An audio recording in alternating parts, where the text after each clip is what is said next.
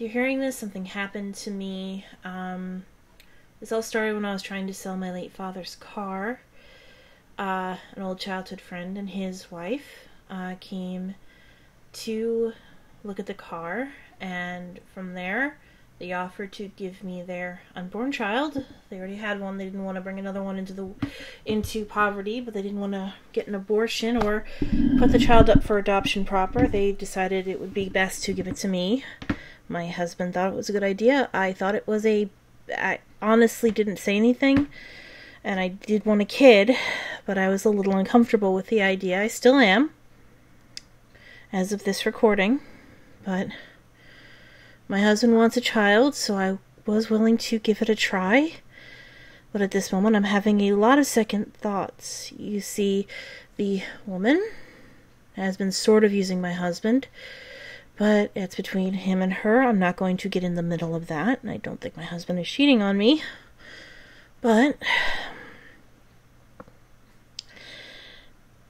she was claiming that the childhood friend was abusive and showing me bruises and stuff.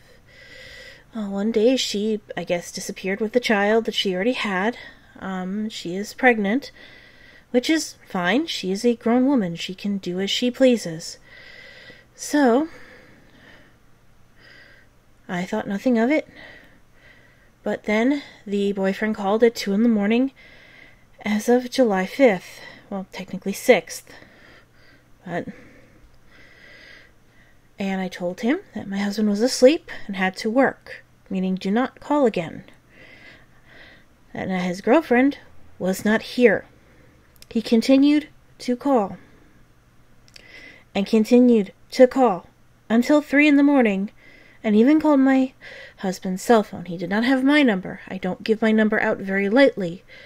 And I am now pretty much going, no, I'm not giving either one of them my cell phone number. It'll be the house phone or nothing with me. But I finally got my husband to tell him that no, his girlfriend isn't here, because he apparently wanted to speak to my husband, because every time I picked up the phone, he hung up. Even though apparently my word wasn't good enough.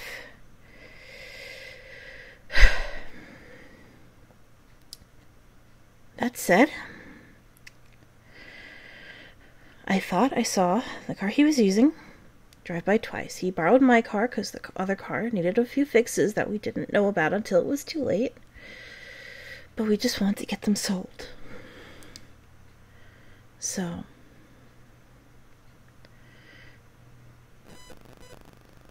I'm not sure if he's still doing it. I had not left the bedroom until about 8 o'clock p.m. on the 6th of July. And I am currently waiting for my husband to come home, and every little sound is making me jump out of my skin.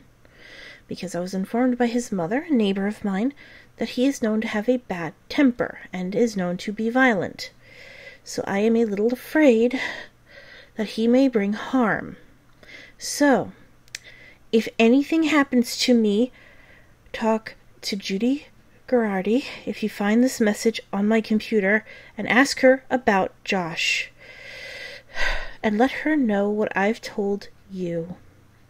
And let her know that I don't mean ill will. I don't blame her. I don't blame anyone else. Because one man's actions doesn't reflect on anyone else. I am just afraid for my life, and I am currently alone in the house as of this recording. And I want people to know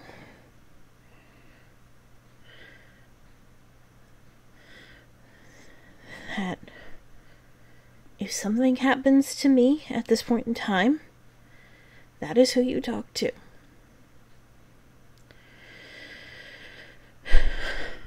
And please take this as my really on-the-fly will if I'm not alive anymore. Obviously, my husband gets the house. My nieces and nephews can go through some of my geeky memorabilia. My friend Chris Kidd gets all of my Magic the Gathering cards. I apologize if they're not in the best condition, but I know they'll go to a good home, or he'll at least sell them for good money, which I don't mind.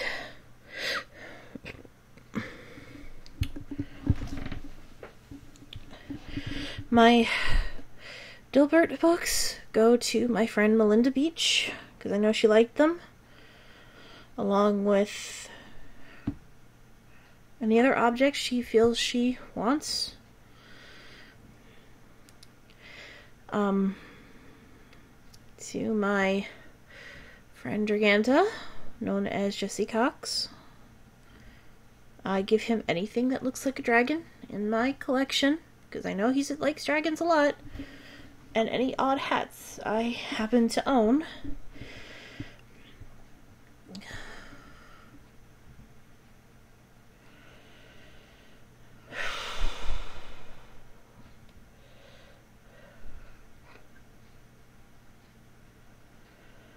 I can't think of anything else at the moment, but I figured I'd get those squared away just in case. At the very least, they'd be a reminder. Also, I believe I am labeled as an organ donor, and I want my body to be donated to science, if it's found, and in good condition. Mainly because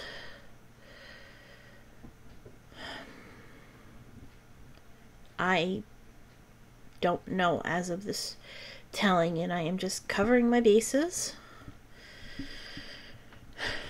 I also want my family to know that I love them, and I may not have been the easiest person to work with, but they were usually my big priority, and a lot of my friends are kin to family, so they were always very high priority to me. And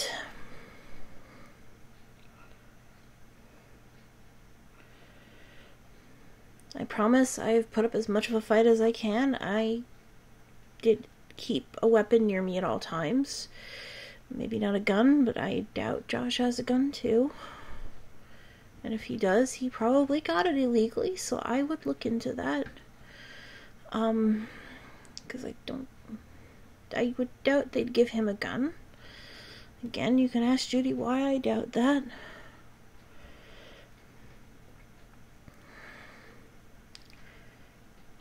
Also, I want there not to be a traditional funeral. I want there to, yes, be a memorial service so people can get together and get the grief out, because that's what I think funerals are actually for. But try to celebrate, my life rather than mourn over my death. I don't want anything religious at my funeral. I wasn't a religious person, so really no point. I really didn't want to die scared and alone, but I guess I didn't get a say in that.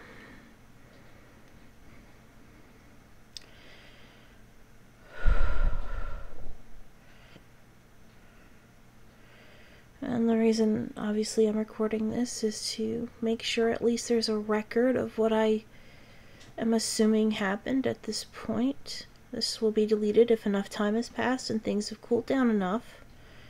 Honestly, I would love to wash my hands of all of this and just move on. I honestly would have rather adopted a child through more legal means, because that's what got me into this mess. And the kid's not even in the second trimester yet. So. And advice to Linda, the ex-girlfriend, at least I think she's an ex now.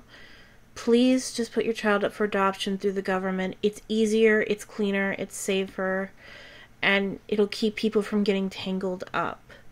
I know that's hard for you. I know you don't want an abortion, so I'm not going to say get an abortion. That wouldn't be right of me. But please just do that. I mean, I know you think the kid would have been fine here, and they probably would have been. But I'm going to be honest, it would have just been better if you had just gone with the government.